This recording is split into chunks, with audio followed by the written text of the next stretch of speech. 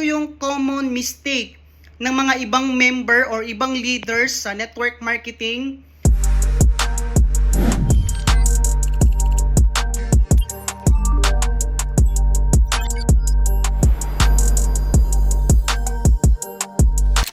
Good morning and another great day sa ating lahat. Sa short video na to, isi-share ko sa inyo or bibigyan ko kayo ng tips kung paano ba kausapin yung member mo or leaders mo na nagkaroon ng mistake sa network marketing business mo.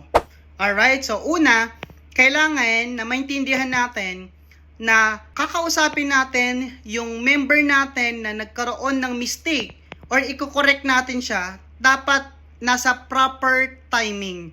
Okay, so what do I mean na proper timing?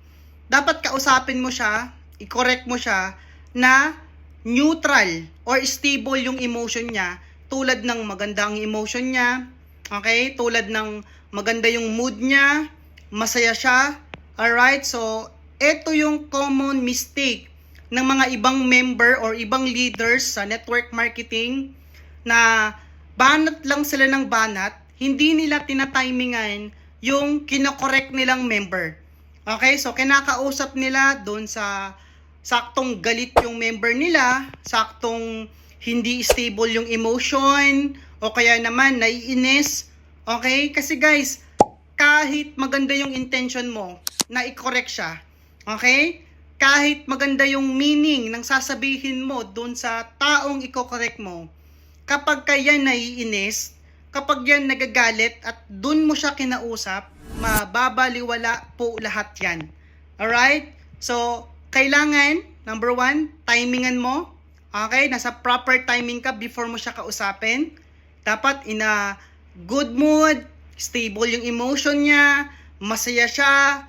Alright? Before mo siya kausapin or i-correct. Pangalawa, dapat, before mo siya kausapin, check mo muna yung tono ng boses mo.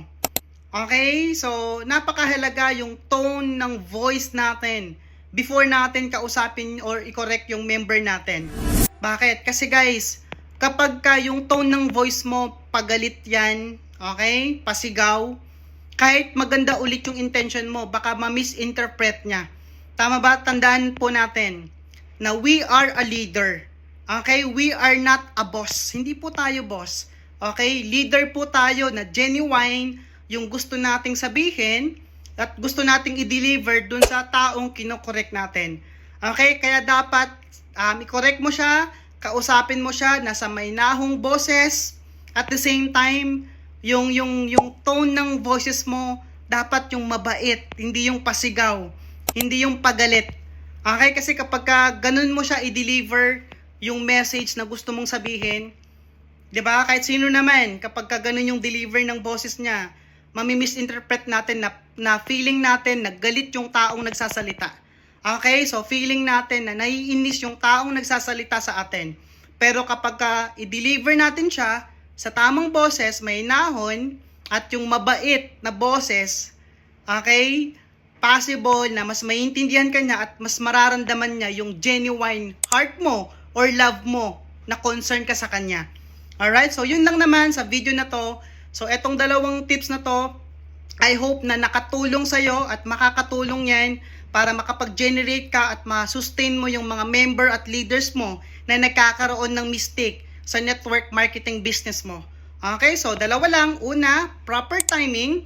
Second, ito po yung tone ng voice. So yun lang naman. Thank you and see you again sa next video na gagawin ko. Have a great day.